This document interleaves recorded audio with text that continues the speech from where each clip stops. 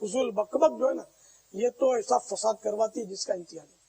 हालांकि 100% खालिस फजूल बात हो ना तो जायज है, लेकिन वो हम जिसको फजूल बोलते हैं उमूमन वो गुनाहों की मतलब यानी कि टच में होती है, हम उसको समझते हैं फजूल बातें। लेकिन बारहा ये झूठे मुबालगे होते हैं। यार आपने बहुत देर कर दी, यार वो ट्रैफिक जाम हो गई थी, वो यार हुआ यूं कि वो मेरी स्कूटर में पंक्चर हो गया था। अच्छा, अब ये बोल रहा है, इसमें ये खुद गौर करे कि क्या लेट होने का, देर से आने का, ताखीर का ये सबब था या कुछ अपनी सुस्ती को दखल था। तो अगर आपकी सुस्ती की वजह से लेट हुए हैं और फिर कह रहे ट्रैफिक जाम था, अब बताइए ये सच हुआ या झूठ हुआ?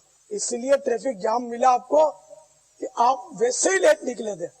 अगर ट्रैफिक जाम ना होता, बिल्कुल सन्नाटा होता, जब भी आपने लेट तो होना ही था, क्योंकि आप निकले ही घर से लेट थे। तो इस तरह के झूठे बहाने तो बेशुमार। खैर ऐसा झूठ जिसमें किसी को जरर नहीं पहुंच रहा, नुकसान नहीं पहुंच रहा, वो गुनाह सगीरा। सगीरा गुना छोटा गुना है। अब अगर सगीरा है छोटे गुना को छोटा समझ कर किया तो अब बहुत बड़ा कबीरा हो गया, बल्कि सख्त तरीन अशद कबीरा हो गया। और अगर उस झूठ बोलने में किसी का नुकसान था तब तो यही कबीरा। किसी ने इसी को बात की थी बाबा, यही मसला शायद उसको पता था जो अभी आप इरशाद फरमा रहे हैं, उसकी तवज्जो दिलाई कि यार ये झूठ नहीं है। उन्होंने जवाब यही दिया कि ये झूठ है, लेकिन ये वो झूठ नहीं है जो कबीरा गुनाह होता है। यूं कहकर वो तसल्ली देने लगा और जो मुझे जवाब उसने दिया, खैर फिर उसको जो समझा, अर्ज करने की कोशिश की कि इससे भी बचने में क्या हर्ज थी आपको, और इसके अलावा और भी जो अर्ज करने दे।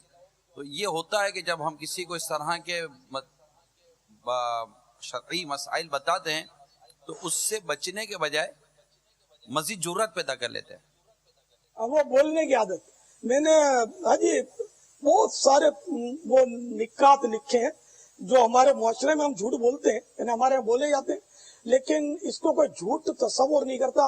मजहबी लोग, दाढ़ियों वाले, खवास, अवाम और मदनी हुलियों वाले, मुबल्लिगीन, जिम्मेदारान की जबानों पर भी उमूमन ये अल्फाज होते हैं और आम तौर पर ये झूठ होते हैं, लेकिन किसी को ये पता नहीं होता कि ये झूठ है, तवज्जो नहीं होती। कैसे हमें नक्श हो जाए आपके जो लिखे हुए हैं कलम से, ये कैसे हमारे वो आपके सफ़हात से निकलकर हमारे जहनों पर और कल्बों पर नक्श कैसे हो और जबान पर कैसे उस पर कुफले मदीना का काम करे। बस वही है, आप जो नारा लगाते ना, पहले तोलो बाद में बोलो।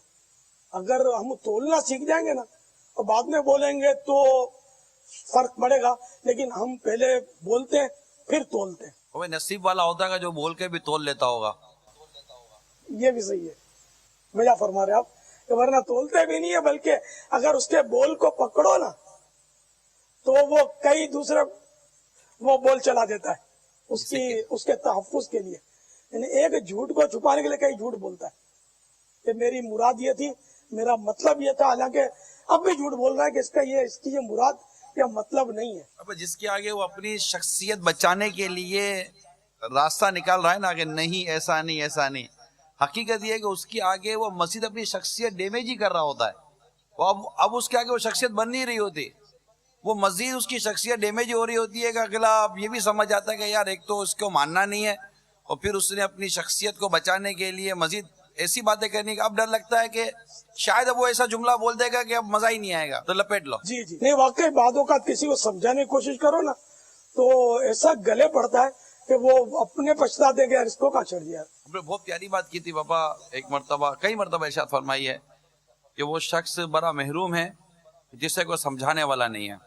यानी वो बाज़ औक़ात अपनी हरकतों से ही गुस्से में आकर, जज्बातीपन दिखाकर या इधर उधर की बातें कर कर खुद अपना ऐसा कैरेक्टर सामने ले आता है कि अगला समझ आता है यार अब इसको समझाया ना जाए, इसी में हमारी बेहतरी है। सल्लू अलल हबीब सल्लल्लाहु तआला अला मुहम्मद। मुझे अपनी और सारी दुनिया के लोगों की इस्लाह की कोशिश करनी है इंशाअल्लाह।